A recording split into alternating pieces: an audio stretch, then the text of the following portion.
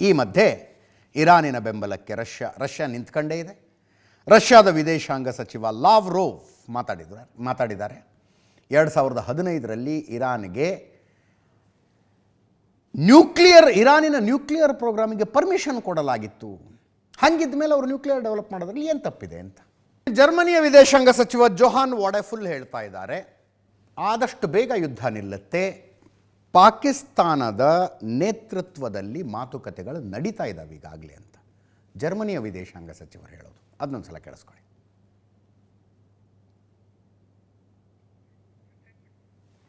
ಇಲ್ಲ, ಅದು ಸ್ಟೇಟ್ಮೆಂಟ್. ಅದು ನನ್ನ ಮಾಹಿತಿ ಪ್ರಕಾರ ಪರೋಕ್ಷ ಮಾತುಕತೆಗಳು ನಡೆದಿವೆ, ನೇರವಾಗಿ ಭೇಟಿಯಾಗಿ ಮಾತುಕತೆ ನಡೆಸೋದಕ್ಕೂ ಸಿದ್ಧತೆಗಳಾಗ್ತಾ ಇದ್ದಾವೆ. ಶೀಘ್ರದಲ್ಲೇ ಪಾಕಿಸ್ತಾನದಲ್ಲಿ ಕೂತ್ಕೊಂಡು ಮಾತಾಡ್ತಾರೆ. ಇದೇ ಕಾರಣಕ್ಕಾಗಿ ಇರಾನಿನ ಮೇಲಿನ ದಾಳಿಯನ್ನು ಟ್ರಂಪ್ ಮುಂದೂಡಿದ್ದಾರೆ. ಎರಡು ಕಡೆ ಪ್ರತಿನಿಧಿಗಳು ಒಂದೆಡೆ ಭೇಟಿಯಾಗಿ ಮಾತುಕತೆ ನಡೆಸುವ ಸಿದ್ಧತೆಗಳು ನಡೀತಾ ಇದ್ದಾವೆ ಅಂತ ಜೋಹಾನ್ ವಾಡೆಫುಲ್ ಜರ್ಮನಿಯ ವಿದೇಶಾಂಗ ಸಚಿವರ ಹೇಳಿಕೆ ಇದು. ಇನ್ನೊಂದು ಕಡೆ ಸಂಧಾನದ ಸಾಧ್ಯತೆಗಳನ್ನು ಇರಾನ್ ತಳ್ಳಿ ಹಾಕ್ತಾನೇ ಬರ್ತಾ ಇದೆ.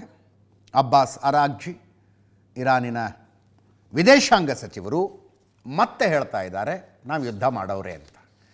ಇರಾನ್ ದೇಶ ಎಂದಿಗೂ ಯುದ್ಧವನ್ನು ಬಯಸಿಲ್ಲ. ಅತ್ಯಂತ ಶ್ರೀಮಂತ ನಾಗರಿಕತೆಯಲ್ಲಿ ಇರಾನ್ ಕೂಡ ಒಂದು. ನಮ್ಮನ್ನು ರಕ್ಷಣೆ ಮಾಡಿಕೊಳ್ಳಲು ಇರಾನಿಯನ್ನರು ದೃಢ ಸಂಕಲ್ಪ ಮಾಡಿದ್ದೇವೆ, ತಮ್ಮನ್ನು ತಾವು ರಕ್ಷಣೆ ಮಾಡಿಕೊಳ್ಳಲು ಅಂತ. ಅಗತ್ಯ ಇರುವವರೆಗೂ ನಮ್ಮ ಮೇಲೆ ನಡೀತಾ ಇರುವ ದಾಳಿಯ ವಿರುದ್ಧ ಹೋರಾಟ ಮಾಡ್ತೀವಿ ಅಂತ ಅಬ್ಬಾಸ್ ಅರಾಗ್ಚಿ ಇರಾನಿನ ವಿದೇಶಾಂಗ ಸಚಿವರು.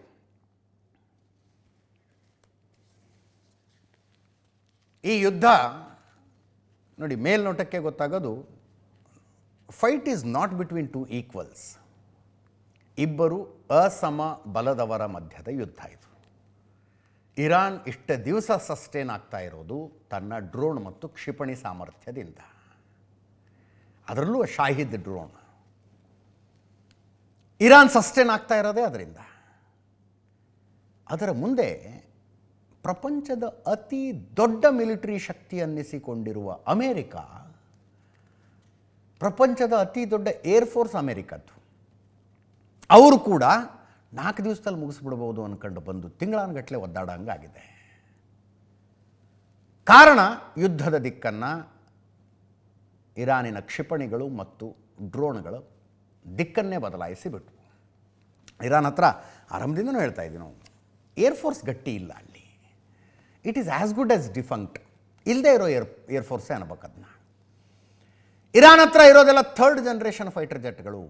ಅನೇಕ ಫೈಟರ್ ಜೆಟ್ಗಳಿಗೆ ಸರ್ವಿಸ್ ಮಾಡೋದಕ್ಕಾಗಿಲ್ಲ, ಅವ್ರಿಗೆ ಪಾರ್ಟ್ಸ್ ರಿಪ್ಲೇಸ್ ಮಾಡೋದಕ್ಕಾಗಿಲ್ಲ.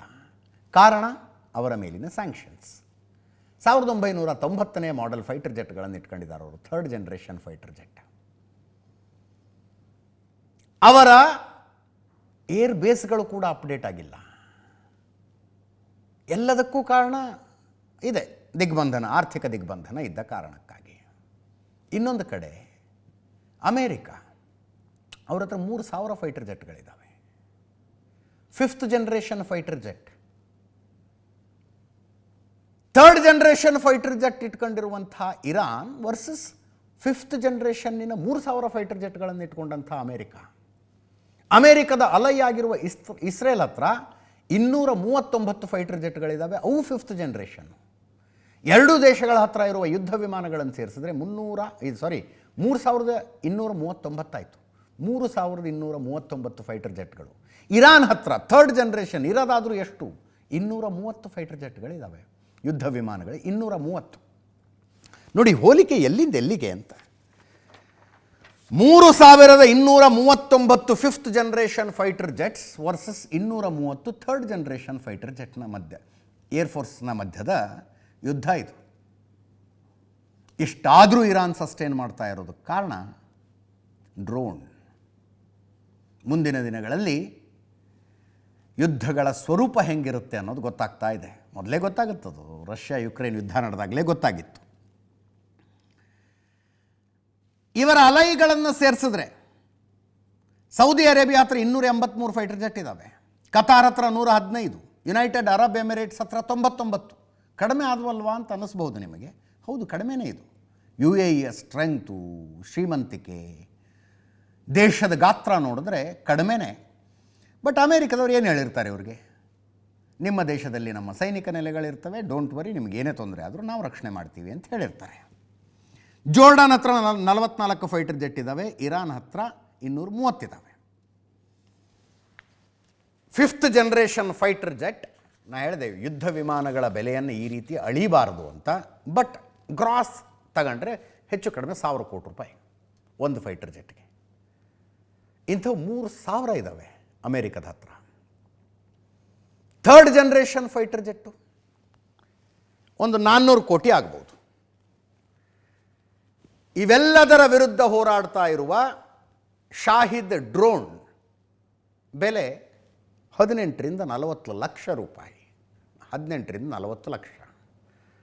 ಬರೀ ಬೆಲೆ ಕಡಿಮೆ ಅನ್ನೋದೊಂದೇ ಅಲ್ಲ, ಮಾಸ್ ಪ್ರೊಡಕ್ಷನ್ ಎಷ್ಟು ಮಾಡ್ತಿದ್ದಾರೆ ಯೋಚನೆ ಮಾಡಿ.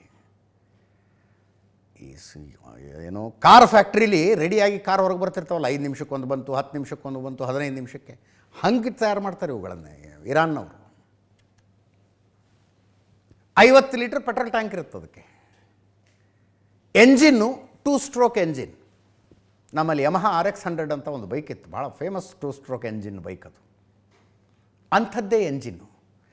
ಇವುಗಳು ಲಾಂಚ್ ಆದಮೇಲೆ ಆಕಾಶದಲ್ಲಿ ಹಾರ್ಕೊಂಡು ಹೋಗ್ತಾ ಇರುವಾಗಲೂ ಯಮಹಾ RX100 ಸೌಂಡ್ ಬಂದಂಗೆ ಬರ್ತವೆ ಇವು. ಈ ಹೊಸ ಮಕ್ಕಳಿಗೆ ಗೊತ್ತಿಲ್ಲ ಯಮಹಾ RX100 ಸೌಂಡ್ ಹೆಂಗೆ ಅಂತ. ನಮಗೆಲ್ಲ ಕಾಲೇಜ್ ಡೇಸ್ನಲ್ಲಿ ಅವರ favourite bike it was. Launch ಆದ ತಕ್ಷಣದ ಇನಿಷಿಯಲ್ ಸೌಂಡ್ ಏನು ಕೇಳ್ತಿರಲ್ಲ, ಅದು ಡ್ರೋನ್ನ ಕೆಳಗಡೆ ಒಂದು ಪ್ರೊಪೆಲ್ಲರ್ ಇಟ್ಟಿರ್ತಾರೆ, ಒಂದು ಫೋರ್ಸ್ನ ಜೊತೆಗೆ ಲಾಂಚ್ ಆಗೋದಕ್ಕೆ. ಒಂದು ಆಲ್ಟಿಟ್ಯೂಡಿಗೆ ಹೋದ್ಮೇಲೆ ಅದು ಕೆಳಗೆ ಬಿದ್ದುಬಿಡುತ್ತೆ. ಆಮೇಲೆ ಇಡೀ ಡ್ರೋನನ್ನು ತಗೊಂಡು ಹೋಗೋದೇ 2 ಸ್ಟ್ರೋಕ್ ಎಂಜಿನ್ನು. ಭಾಳ ಬೇಸಿಕ್ ಟೆಕ್ನಾಲಜಿ ಅದು. ಇವುಗಳನ್ನು ಇಟ್ಕೊಂಡು ಇಸ್ರೇಲ್ ಮತ್ತು ಅಮೇರಿಕಾಗಳನ್ನು ಆಟ ಆಡಿಸ್ತಾ ಇದೆ ಇರಾನ್.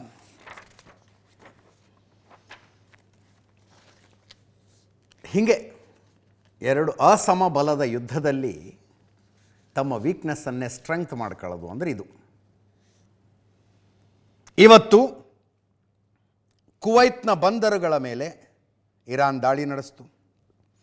ಹಾರ್ಮುಜ್ ಜಲಸಂಧಿಯಲ್ಲಿ ಅದು ಯಾಕೋ ಏನೋ ಥೈಲ್ಯಾಂಡ್ನ ಧ್ವಜ ಇದ್ದ ಹಡಗೊಂದನ್ನು ಇರಾನ್ ಧ್ವಂಸ ಮಾಡಿತು. ಇದೆ ಹೊತ್ಕೊಂಡು ಉರಿತಾ ಇದೆ ನೋಡಿ, ಥೈಲ್ಯಾಂಡ್ ಧ್ವಜ ಇತ್ತಂತಿದ್ರ ಮೇಲೆ.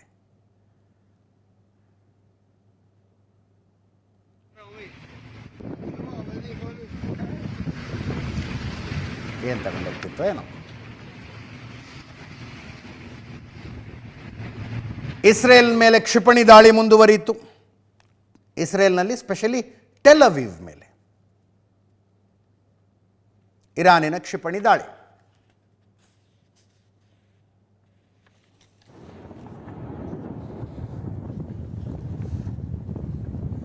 ಇನ್ನೊಂದು ಕಡೆ ಇಸ್ರೇಲ್ ಕಡೆಯಿಂದಲೂ ದಾಳಿ ಮುಂದುವರಿಯಿತು. ಇಸ್ಫಹಾನ್ ಮೇಲೆ ಇವತ್ತಿನ ದಾಳಿ.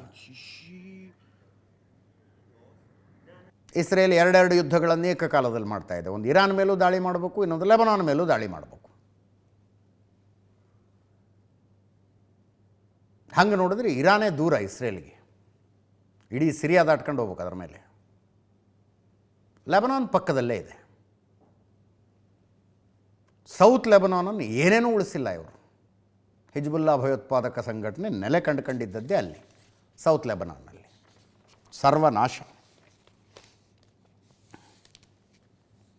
ಅಮೇರಿಕ ತಾನು ಮಾಡ್ತಾ ಇರುವ ಕಾರ್ಯಾಚರಣೆಯ ಕೆಲವು ದೃಶ್ಯಗಳನ್ನು ಇವತ್ತು ರಿಲೀಸ್ ಮಾಡ್ತು.